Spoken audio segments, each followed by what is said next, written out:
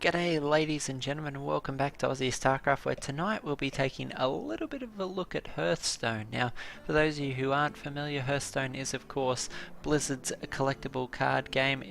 We have shown a little bit of Hearthstone action on the channel before, but not a whole lot. Just wanted to highlight a few things briefly with tonight's video.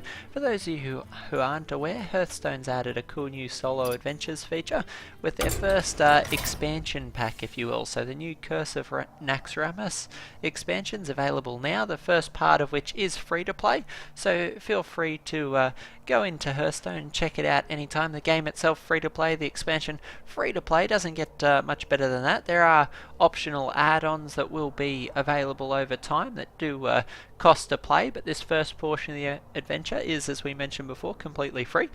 So I thought I'd give you a little bit of an overview of what's involved in it and what cool shenanigans and things you can unlock. So participating in the steps of these adventures unlock unique cards that you can't actually pick up anywhere else. So first off, we have the normal mode. If you go into the normal mode, as you can see, it's divided up into weeks. So there's 5 weeks over which the adventure will be played, and each week a new adventure is unlocked. So this week we had the Arachnid quarter, and there's 3 successive bosses. You can tailor your decks to beat them, and overall I found not massively challenging these 3 bosses. There were some cool new cards, a few adaptations required, but most people I think will be able to wing their way through these in fairly short order. I think I beat either 2 out of 3 or all 3 of them with my fairly standard mage burn deck, so I think you'll find similarly that you're able to work through those quite easily. What I wanted to focus on tonight is how I beat the heroic mode of it. Now the heroic, it's the same 3 bosses but with very amped up decks and amped up abilities. For example, all 3 of the bosses have 45 health, so they're actually 50% harder to kill than a regular boss. On top of that, they have massively OP hero abilities. For example, for 2 mana, he's going to summon a 4/4 Nerubian creep. So he's going to have a 4/4 spider almost every turn from the second turn onwards. So it's pretty substantial and certainly very difficult to beat. The second hero, Fairlina, she's going to bombard you with a rain of fire, which means that she'll pelt you with a missile. I might just kill the sound momentarily. That's starting to make it very difficult to speak. Anyway, she'll pelt you with a missile for every card in your hand. Each missile does 1 damage, so that's alright, but of the 3 was I think probably the least difficult. Still has 45 health, still a very difficult boss, but certainly easier than the other 2. The third boss and the deck that you're really going to have to cater for is Myxna. Myxna has 45 health, and his ability, which is completely free, is Hero Power. Return 2 random enemy minions to your opponent's hand. So each turn, he's going to bounce 2 of your creep back into your hand. So it makes it very difficult to actually get the units out necessary to beat him. So I'm going to show you what decks I use to beat these, and hopefully they'll give you a few ideas of your own. Of course, there are many ways to climb the mountain, and you might find a whole assortment of tricks that may work, but I thought let me prompt your mind a little bit. Always good to get a few pointers off other people. So I beat the first 2 of these with a druid deck, and the third deck I used my warlock deck for. So not my warlock deck, but a custom made warlock designed to actually turn this ability against him. So let's go take a look at those. We'll go into my deck construction section. You'll see a bunch of random things down the right hand side, and on other days we may take a look at those, but this is the druid I use. Now, not every card in this was essential. It was my first shot at trying to conquer these bosses. I gave them a shot with my regular decks.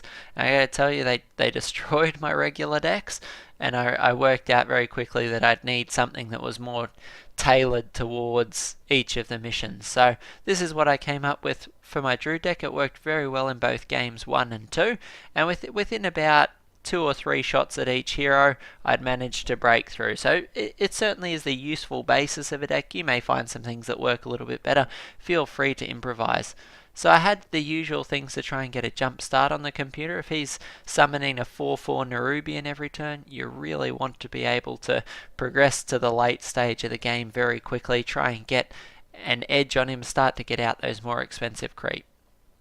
So I grabbed some Innovate, which gives you 2 mana crystals for this turn only. Great one-off spend.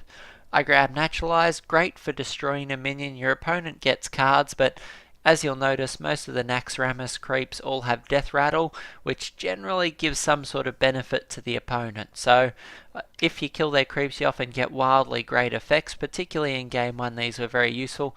Kill the high health creeps that allow you to get one of your minions out for free. So use the Naturalize to great effect. They may get 2 cards, but you'll benefit much, much better.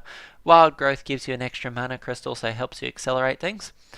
Doomsayer at the start of your turn, destroy all minions, are very useful for clearing things because at minimum they have to take 7 health off him to kill him, which means that it's effectively 7 health on your creep, or it forces them to nuke him some other way. So a great way to clear out some of those Nerubians and ensure that you don't suffer too many from too early a rush. Next up was Mind Control Tech. They do get a lot of minions out, so I thought it'd be fun. Nice and cheap to throw out. Not only do you get a 3/3 creep, but you get one of your opponent's minions. Always fun. Tinkmaster Overspark, very random. You're either going to get a 1/1 Squirrel or a 5/5 Devilsaur, but it gives you a shot at forming one of theirs into that as well. So particularly useful in one-on-one scenarios. It does have a 50-50 going against you, but I found it useful, and when you're playing multiple games against the same boss, it will come in very handy. Poison Seeds, these were unlocked by playing Curse of Naxramus, very handy. Clears the entire field and replaces 2/2 Treants, so very useful. It'll trigger all their negative, and positive Death Rattle effects, but it will also replace big scary creeps with 2/2 creeps that you can do something about.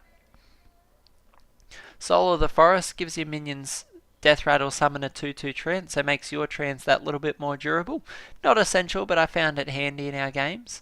Swipe does 4 damage, so enough to kill a Nerubian, and it also does 1 damage to every other unit, including their hero. So swipes came in super useful. Nourish, great for both card draw or mana crystals. You can get an incredibly accelerated start using Innovate, Naturalize, and Nourish, so it gives you a real jump start. Few Drew to the Claws, great for a 6 health creep with Taunt. Sylvanas never actually came out in any of the games, but the idea of her being drop her on the field, they have to waste energy to kill her, and when they do kill her, they lose a creep. So really robs them of some of their momentum. Ancient of Wars, very handy. A 10 health creature with Taunt will just wreck their day. It means they need to spend 2 or 3 Nerubians to kill it, and they really run out of creep quite fast. Taunt actually proved highly effective against most of these decks, as in most of the decks in Curse of Naxramus. So the Ancient of War, very handy.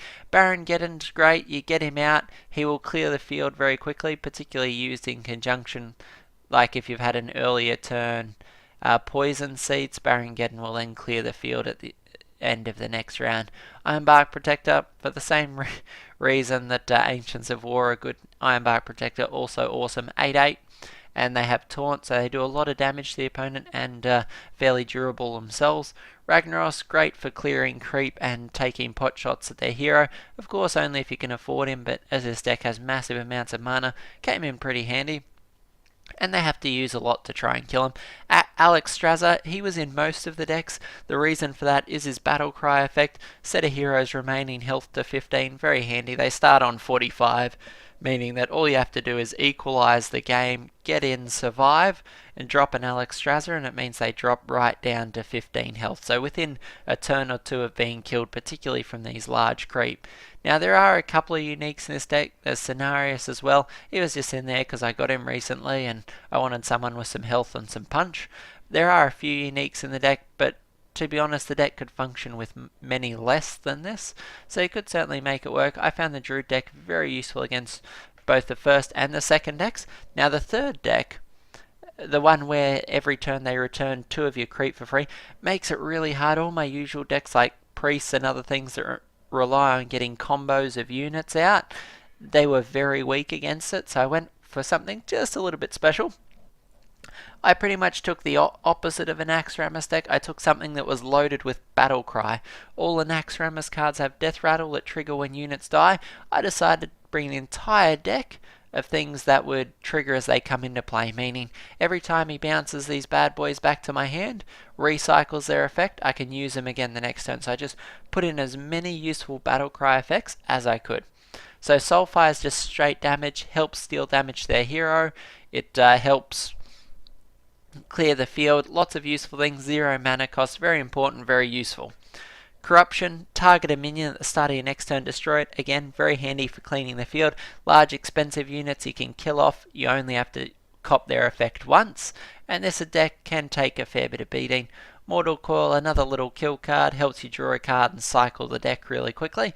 Elven Archer, Battlecry, deal 1 damage, so every time they bounce this back to my hand, I'm going to be able to put it back in play for 1 mana, deals another 1 damage. Voodoo Doctor, these are great value, really help you from falling behind in the game. Every time they bounce it back to your hand, you drop it back on the field for 2 health.